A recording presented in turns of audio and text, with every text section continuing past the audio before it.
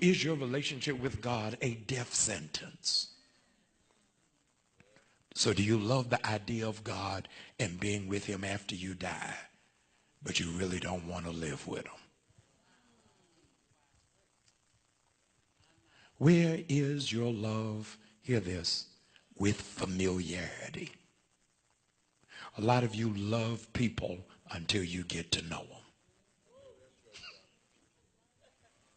And then when you get to know them, you're like, this is not what I signed up for. I love the mirage of you, not the desert of you. So keep selling me the fantasy.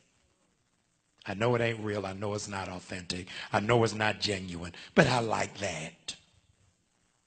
So if you keep selling me that, I can hold on to it.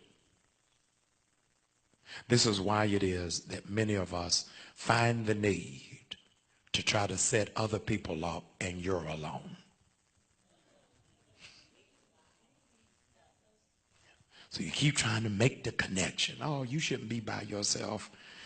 I got somebody who I work with. They'd be perfect for you. And that person who you have identified as lonely, you'll connect them with a stranger, but never introduce them to your God.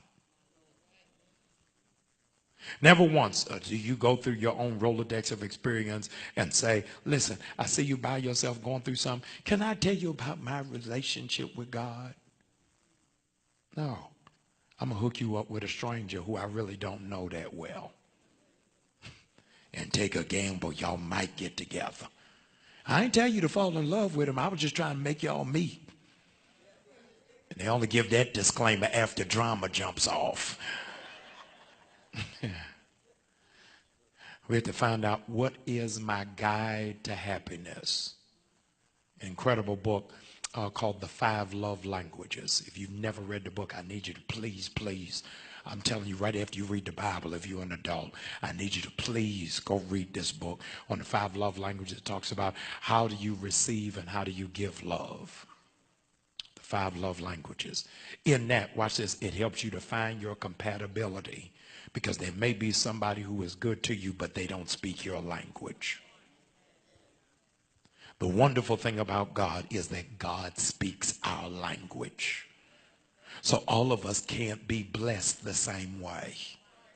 So there's a group of you who will just shout over that which is monetary, that which is commercial, and that which is tangible. And there are others of us who will give God glory just for health. He ain't got to give me another dime, but the fact that I can sleep all night without any trouble breathing and waking up in the middle of the night with night sweats. The reason why I give God glory is you don't know how long I had migraine headaches and how bad my knees hurt and my hand was sore. You got no idea how it strained me just to read, and how it is that I didn't hear nothing you said, but I didn't want to say again, repeat that. But because God gave me health, that gave me enough. And the reason why I love him is he speaks my language without talking. So God knows how to communicate with me even when I'm not talking to him. There are things that go wrong in our love experience, and we only call it a curse if it's something that you cared about that didn't work, and don't even know that that may be the blessing. Have you ever considered it may be the blessing? And I want to go in an unconventional way that you never even thought about, but may help just 5 of you.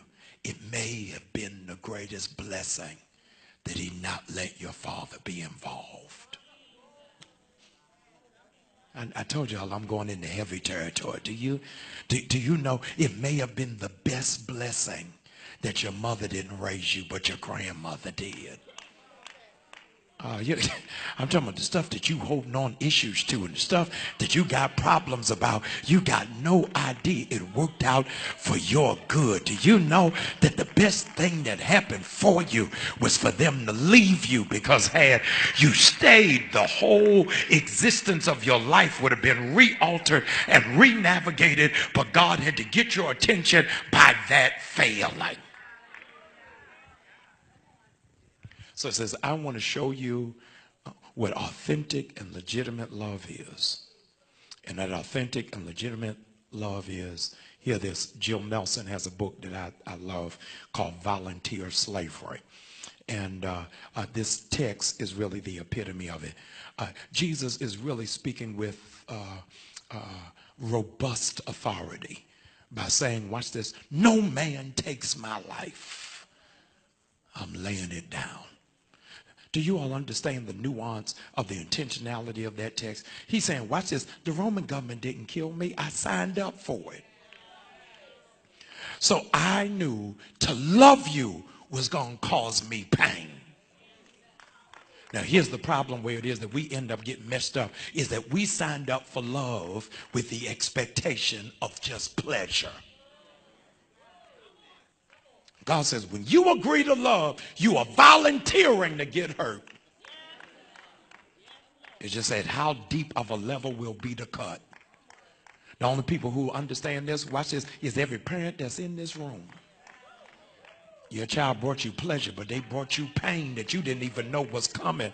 But you suffer through it. You suck it up. You absorb it. Why? Because you love them. If it wasn't your child, you wouldn't put up with that. Gosh, y'all ain't saying nothing to me. If this was a boarder living in your house that has absolutely no respect, doesn't know how to clean up, doesn't do any responsibility, doesn't answer to what it is that you've asked them to do, they wouldn't still be living there. Why do you put up with them? I love them. Every authentic love is connected to pain. Did y'all hear what I just said? You really don't know how much you love a person until y'all fall out. Yeah, you don't know that you love them that much over no dinner. You don't know how much you love them at no trip. Y'all ain't saying nothing. You can't tell on Valentine's Day. I'm saying when y'all fall out, and you got to look at the phone and figure out whether you're going to call. Come on, y'all ain't saying nothing.